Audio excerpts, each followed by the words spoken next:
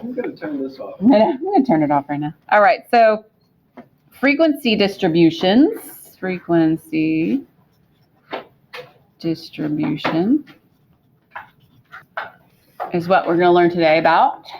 And all it is a list of values with corresponding frequencies.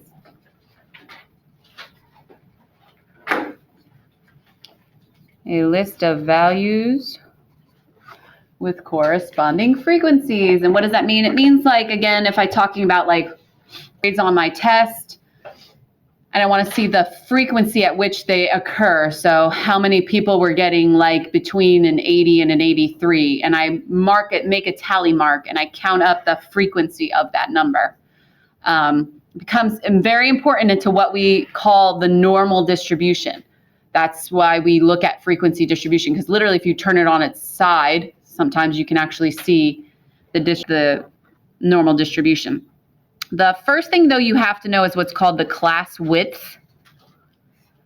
The class width, sometimes known as the class limit. Sometimes they'll say class limits, okay? And it is a little bit of math. Calm down, it's not too hard. All you have to do is take your maximum value, your biggest number in the list, and subtract it from your minimum value.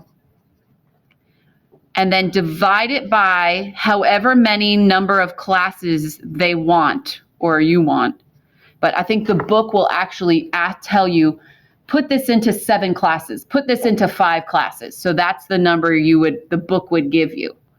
But you take your highest number minus your lowest number and then divide by however many classes the directions will say in the example we're going to do.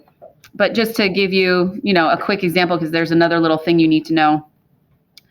Let's say I had some grades on a test and I wanted it divided into 8 classes. And let's say the highest was, this is terrible, a 44, and the lowest was an 18. Wow, what a good teacher. So you would do 44 minus 18 and then divide that by 8. And just to show you, let me make sure this works out. 44 minus 18 divided by 8. You get 3.25. Now here's the thing. If you end up with a decimal, or even if you end up with a whole number, if I remember correctly, God bless you. Let me think about this. You always have to round up if you end up. So you have to round this up to 4. You would need 4 class width. You would have to have a class width of 4. So you would start at 44, 45, 46, 47. That would be your one class width. Then 48, 49, 50, 51, and you keep going, okay? So that is the most important thing that you have to remember. Always, always, always, if it's a decimal part, round up. But if it's 9.01, round up. You have to round up, okay? All right, so we are going to do page 52, which is what I had you turn in your books to. We're going to do number 19. 52, number 19. And I believe it's about the ages of the Declaration of Independence signers. Independence signers. Okay. So let me look at my book real quick so I can make sure. So what I want you to do right now is look to find the maximum number. What's the oldest guy in the group, pretty much? Do you anybody find it or think they have it? 70? I think you're about right. Okay, so my max is 70. What's my min? What's my youngest guy?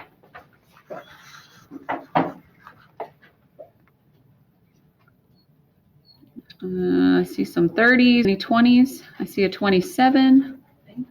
Is 27 the youngest guy? Yeah. I don't think there's any other 20s. 27. But that's still the minimum, right? Okay. Okay, and now what do we want to use? Let's see. Construct a grouped frequency distribution and a cumulative, which we're not going to do cumulative, so don't ever construct a cumulative. We're not going to do them. Using 7 classes, okay? So they want 7 classes. So you're going to do, this is your little bit of math. You're going to take max minus min and divide it by the number of classes they gave you, okay? And I'll do that little math for you. 70 minus 27, enter, divide by 7, whoops. And I get 6.14, but you would round that up to what? 7, okay? Round to 7. Okay, don't round to 6.5, round it up to 7. And so now we're going to create with this our class limits of a width of 7. Okay, and actually, this actually happened to work out to be the same, but that doesn't always work out to be the same, just so you know. I mean, just from this previous example, I wanted 8 classes, but I had a width of 4. Okay, so I wanted 7 classes. 7 classes meaning I want 7, 1, 2, 3, 4, 5, 6, 7. When we do bar graphs, it means I want 7 bars. That's what it means. Okay, so these are called my class limits. And then once we create our class limits, then you actually complete the tally mark. You make tallies, which some people like and some people hate, but you have to learn both of them. And then you write the frequency. And that's what you'll be doing for homework for like 4 problems on Friday, because I am not even giving you homework tonight. This is sad. Tears. Okay, ready? So class limits. So you start with your youngest minimum, which is 27. And you are going to have a limit, a width of 7. Now watch how I'm counting, okay, with my fingers. 27, 28, 29, 30, 31, 32, 33. So it looks like I went up by 6, right? But I'm counting 27 as one of them. 27, 28, 29, 30, 31, 32, 33. There was 7. Then what would be my next class? Where would I start? 34. And where would I go to? 34, 35, 36, 37, 38, 39, 40.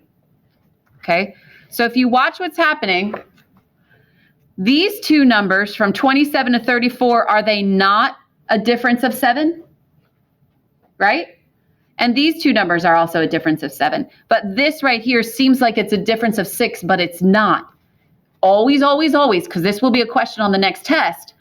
You know, look at the class limits and make sure that you're counting that first one, 27, 28, 29, 30, 31, 32, 33. There's my 7, okay?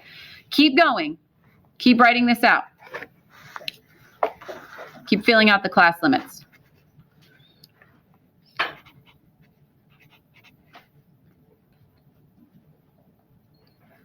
Again, what I just did to go a little bit faster was I just kept adding 7 to that number, and then I just kept adding 7 to that number, okay? So my last class limit right here is from 69 to 75, and you'll be like, Mrs. Seta, but my maximum was 70. That's okay. We need to make them equal. So you might go above what you normally would have as your oldest max, okay? Now, here's the part that you're gonna all have to do, and you're not gonna love it, but it is gonna be helpful, and it is part of your homework, so you'll be happy about that. You now have to tally. And this is where students get, especially with a data like that, it gets annoying because there's a lot in that data. I don't know how you want to do it. Let me see if I can show you my way here.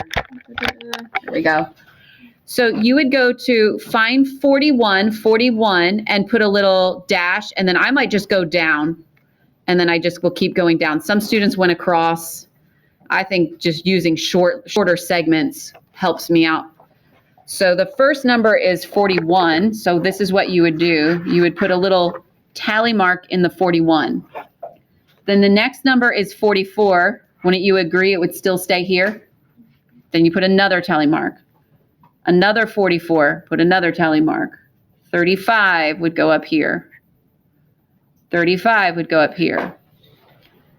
And you go to the next column. So then I'd be at 54, 52, 63, 43, and 46. And now remember, when you go to 5, you make a mark like that, okay? So keep working this out.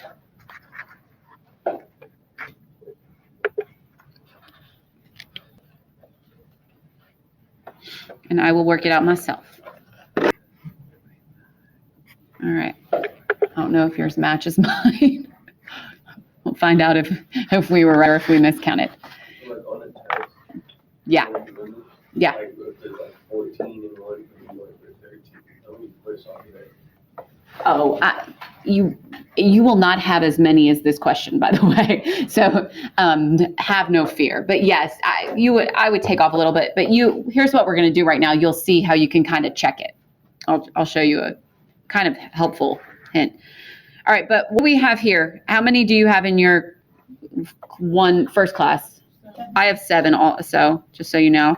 Here I have 10, I have 14. Here I got 15. Here I got 11. Cool, this matches up with what I did last year. 3, 3, and 2. Oh, I can count. Okay, yeah, I know, right? What you could do, Keegan, to check is just add these up and then see if you have the same amount here. And like I said, you won't have as many as this. You probably have like 20 numbers or something like that. And then you just add them up and just see if it works out. That's it. That's all you have to do for homework tonight. Welcome to frequency tables. This is the saddest thing ever. I know. Don't get it. It's kind of time consuming. Yeah, this is, but what it's leading you to is, if you can see, so I turn it on its side, okay? This becomes a histogram. Do you see that? I can actually make bars right here. Do you see that right there? And from this bar graph, you can actually do what's called, this is a normal distribution. You want to have something in a normal distribution. Honestly, this is a little bit skewed, but you learn a lot more from frequency tables. Plus, you know the modes, you know where you can find the mean and median, where the center is going to be a little bit easier, and your spread. So frequency is time consuming, but it actually will help you in the future. All right, so yeah, I guess that's it. No homework tonight. We got 30 minutes to just, chill.